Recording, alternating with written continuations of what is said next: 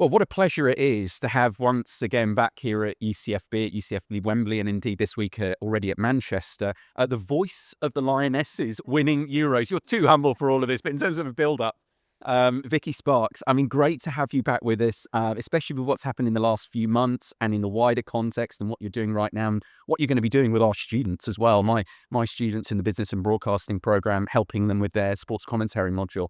But yeah, I mean, I mentioned the summer. I mean, no better place to start and everything there in Switzerland. I mean, what was that like? No, it's fabulous. Well, firstly, thank you so much for having me back. I really enjoy coming here and to Manchester, and meeting the next generation of sports broadcasters is always really exciting. So the summer, it was incredible. I don't think I've ever worked on a tournament before that you thought repeatedly, no, they are going home now. No, they are not going to. Oh, they've managed to score in the 96th minute. So I think when we compare it to the way that England won the Euros 3 years ago, I mean, that was so iconic because it was the first time. It was in England. It was here at Wembley, at this sold out, wonderful stadium. That in and of itself had its own narrative, which was just so glorious. I think the way that they won the Euros this time, that roller coaster ride, nerve shredding, spine tingling, edge of your seat stuff all the way through.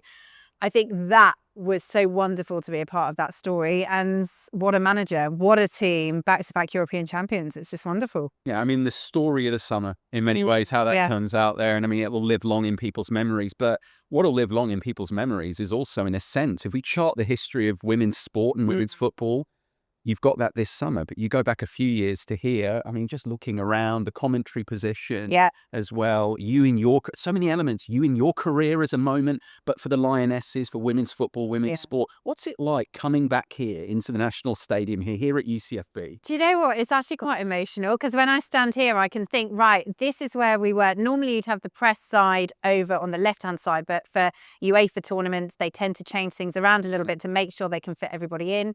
So we were on the right-hand side, and as I look down at that end of the pitch, I can almost see in my mind's eye Chloe Kelly again, swing and a miss for the first one, doesn't make clean contact, and then stabs it in at the second attempt. And that's where she runs over to that left-hand side as we look at it, top off, whirling it around her head.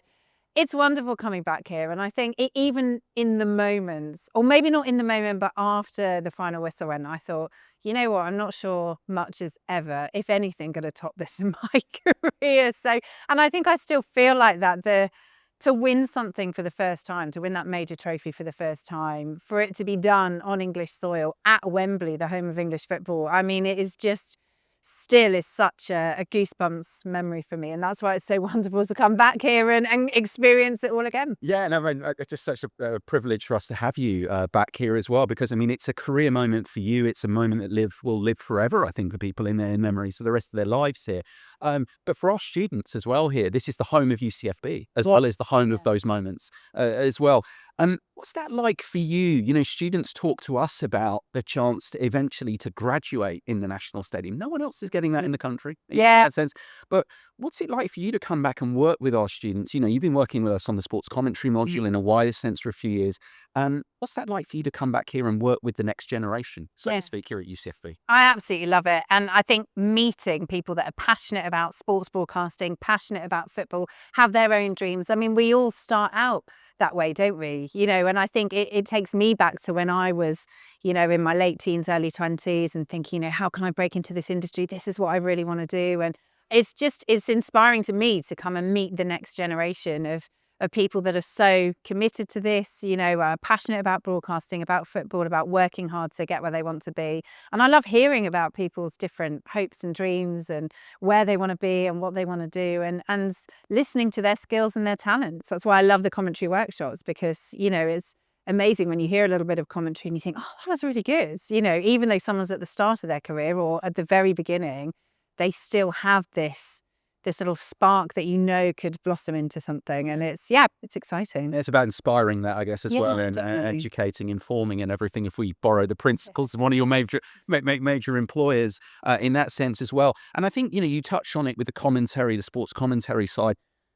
We've got similar university backgrounds in a way, should we say, more traditional in a sense. And I suppose your thoughts on that what UCFB provides, this kind of link with industry that you maybe hear bits and pieces about speaking to colleagues when you're commentating, for whoever it is, for the BBC, for Disney Plus, all your roster of clients as well.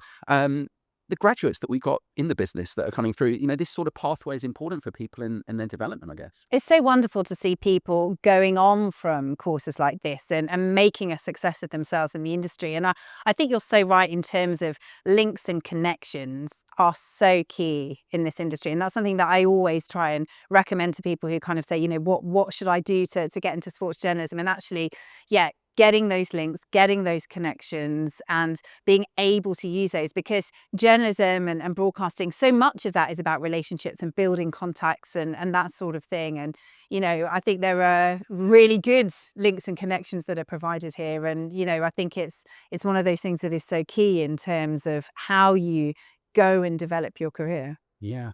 I mean, in terms of career development, that's what we're all about. But the broadcast, the media, digital media industry is developing and evolving, and you see that working week to week as much as anyone.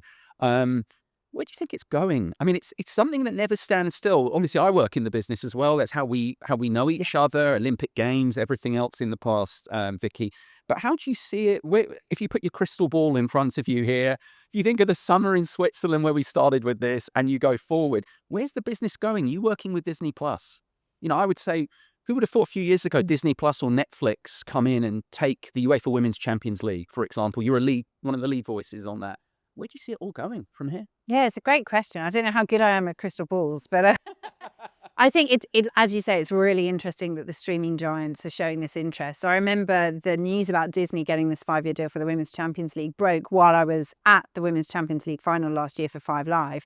And I remember it coming up on my phone, and I immediately showed the whole team. I was like, this is huge. Like, Disney are getting involved in this. So yeah, I think, and it just shows how women's sport and also the interest in football more generally continues to grow. And I think we are seeing, huge players in a different way than before. As you say, Disney, Amazon Prime obviously have had the connection with the Premier League over the last few years as well. And those big streaming giants are diversifying. I think the role of social media is huge, of content creators is increasing, of, influencers in that regard.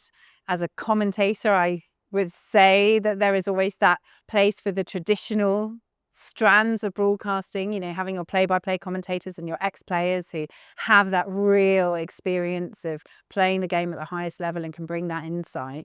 So I think it's going to be a mix. I think a lot of elements that we currently see and that have been around for a long time are going to be taken forward. But as media develops, then I think it will be about new ways to communicate with and connect with audiences. And yeah, I'm excited to see where we go with it. It's all about storytelling at the end Oh, of the day. 100%. That's your work. If I would say with everyone, the people at the top of their game, if you like, it's that storytelling quality that's still going to be there. You'd suggest for all this change that continue to experience in the world. We've got to get to working with students, haven't we? Your main purpose here. We could talk all day with it, but it's such a pleasure to be back with you in the National Stadium here at UCFB Wembley. And, thanks for joining us again and everything. And I think we're going to have another fun day, aren't we here? Yeah, I think we are. Looking forward to it.